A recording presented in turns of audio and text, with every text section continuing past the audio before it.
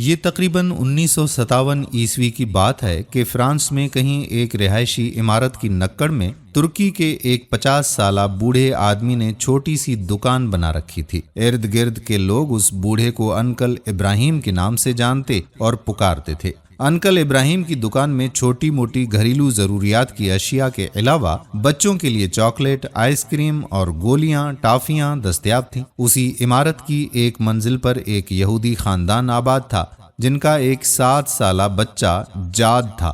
جاد تقریباً روزانہ ہی انکل ابراہیم کی دکان پر گھر کی چھوٹی موٹی ضروریات کی چیزیں خریدنے کے لیے آتا تھا۔ دکان سے جاتے ہوئے انکل ابراہیم کو کسی اور کام میں مشغول پا کر جاد نے کبھی بھی ایک چاکلیٹ چوری کرنا نہ بھولی تھی۔ ایک بار جاد دکان سے جاتے ہوئے چاکلیٹ چوری کرنا بھول گیا۔ انکل ابراہیم نے جاد کو پیچھے سے آواز دیتے ہوئے کہا، جاد آج چاکلیٹ نہیں اٹھاؤ گے کیا؟ انکل ابراہیم نے یہ بات محبت میں کی تھی یا دوستی سے، مگر جاد کے لیے ایک صدمے سے بڑھ کر تھی۔ جاد آج تک یہی سمجھتا تھا کہ اس کی چوری ایک راز تھی، مگر معاملہ اس کے برعکس تھا۔ جاد نے گڑ گڑاتے ہوئے انکل ابراہیم سے کہا کہ آپ اگر مجھے معاف کر دیں تو آئندہ وہ کبھی بھی چوری نہیں کروں گا۔ مگر انکل ابراہیم نے جاد سے کہا کہ اگر تم وعدہ کرو کہ اپنی زندگی میں کبھی بھی کسی کی چوری نہیں کرو گے تو روزانہ کا ایک چاکلیٹ میری طرف سے تمہارا ہوا، ہر بار دکان سے جاتے ہوئے لے جایا کرنا۔ اور بالآخر اسی بات پر جاد اور انکل کا اتفاق ہو گیا۔ وقت گزرتا گیا اور اس بچے جاد اور انکل ابراہیم کی محبت گہرے سے گہری ہوتی چلی گئی۔ بالکل ایسا ہو گیا کہ انکل ابراہیم ہی جاد کے لیے باپ، ماں اور دوست کا درجہ اختیار کر چکا تھا۔ جاد کو جب کبھی کسی مسئلے کا سامنا ہوتا یا پریشانی ہوتی تو انکل ابراہیم سے ہی کہتا۔ ایسے میں انکل میز کی دراز سے ایک کتاب نکالتے اور جاد سے کہتے کہ کتاب کو کہیں سے بھی کھول کر دو۔ جاد کتاب کھولتا اور انکل وہیں سے 2 صفحے پڑھتے، جاد کو مسئلے کا حل بتاتے۔ جاد کا دل اطمینان پاتا اور وہ گھر کو چلا جاتا، اور اسی طرح ایک کے بعد ایک کرتے 17 سال گزر گئے۔ 17 سال کے بعد جب جاد 24 سال کا ایک نوجوان بنا تو انکل ابراہیم بھی اس حساب سے 60 سال کے ہو چکے تھے۔ دائی اجل کا بلاوا آیا اور انکل ابراہیم وفات پا گئے۔ انا للہ و انا الیہ راجعون۔ انہوں نے اپنے بیٹے کے پاس جاد کے لیے ایک صندوقچی چھوڑ دی تھی۔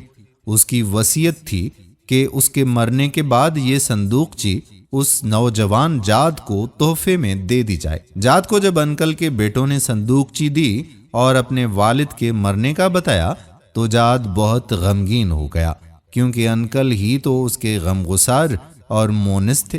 جاد نے صندوقچی کھول کر دیکھی تو اندر وہی کتاب تھی جسے کھول کر وہ انکل کو دیا کرتا تھا۔ جاد انکل کی نشانی گھر میں رکھ کر دوسرے کاموں میں مشغول ہو گیا، مگر ایک دن اسے کسی پریشانی نے آ گھیرا اور وہ سوچنے لگا کہ آج انکل ہوتے تو وہ اسے کتاب کھول کر 2 صفحے پڑھتے اور مسئلے کا حل سامنے آ جاتا۔ جاد کے ذہن میں انکل کا خیال آیا اور اس کے آنسو نکل آئے۔ جاد نے سوچا کہ کیوں نہ آج میں خود کوشش کر لوں۔ کتاب کھولتے ہوئے وہ اپنے آپ سے مخاطب ہوا، لیکن کتاب کی زبان اور لکھائی اس کی سمجھ سے بالا تر تھی۔ کتاب اٹھا کر اپنے تیونسی عرب دوست کے پاس گیا اور اس سے کہا کہ مجھے اس میں سے 2 صفحے پڑھ کر سناؤ۔ مطلب پوچھا اور اپنے مسئلے کا اپنے تعین حل نکالا۔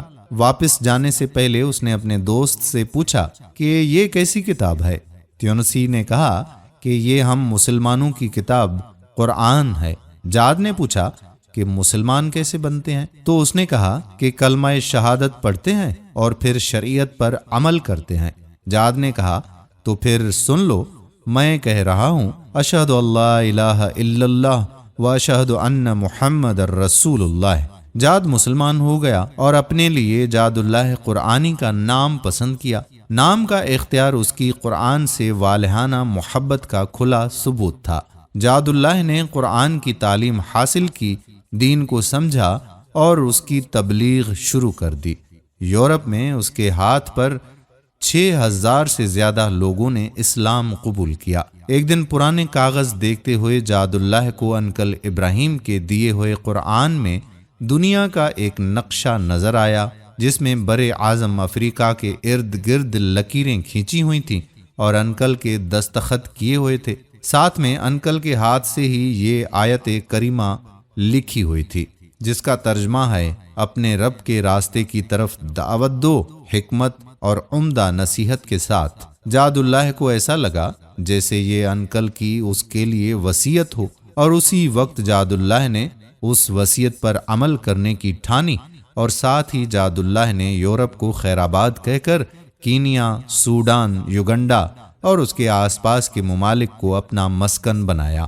دعوت حق کے لیے ہر مشکل اور پر خطر راستے پر چلنے سے نہ ہچکچایا، اور اللہ تعالیٰ نے اس کے ہاتھوں 60 لاکھ انسانوں کو دین اسلام کی روشنی سے نوازا۔ جاد اللہ نے افریقہ کے کٹھن ماحول میں اپنی زندگی کے 30 سال گزار دیے۔ سن 2003 عیسوی میں افریقہ میں پائی جانے والی بیماریوں میں گھر کے محض 54 سال کی عمر میں خالق حقیقی کو جا ملے۔ انا للہ و انا الیہ راجعون۔ جاد اللہ کی محنت کے ثمرات ان کی وفات کے بعد بھی جاری ہیں۔ وفات کے ٹھیک 2 سال کے بعد ان کی ماں نے 70 سال کی عمر میں اسلام قبول کیا۔ جاد اللہ اکثر یاد کیا کرتے تھے کہ انکل ابراہیم نے اس کے 17 سالوں میں کبھی بھی اسے غیر مسلم محسوس نہیں ہونے دیا، اور نہ ہی کبھی کہا کہ اسلام قبول کر لو، مگر اس کا رویہ ایسا تھا کہ جاد کا اسلام قبول کیے بغیر چارہ نہ تھا۔ آپ کے سامنے اس واقعے کے بیان کرنے کا فقط مقصد اتنا ہے کہ کیا مجھ سمیت ہم میں سے کسی مسلمان کا اخلاق و عادات اور اطوار اور کردار انکل ابراہیم جیسا ہے کہ کوئی غیر مسلم جاد ہم سے متاثر ہو کر جاد اللہ قرآنی بن کر میرے مذہب کی اس عمدہ طریقے سے خدمت کر سکے۔ اللہ تعالیٰ مجھ گنہگار اور سیاہ کار سمیت ہم سب مسلمانان عالم پر بے حد رحم فرمائے اور عین صراط مستقیم پر چلنے کی کامل توفیق عطا فرمائے۔ آمین ثم آمین یا رب العالمین۔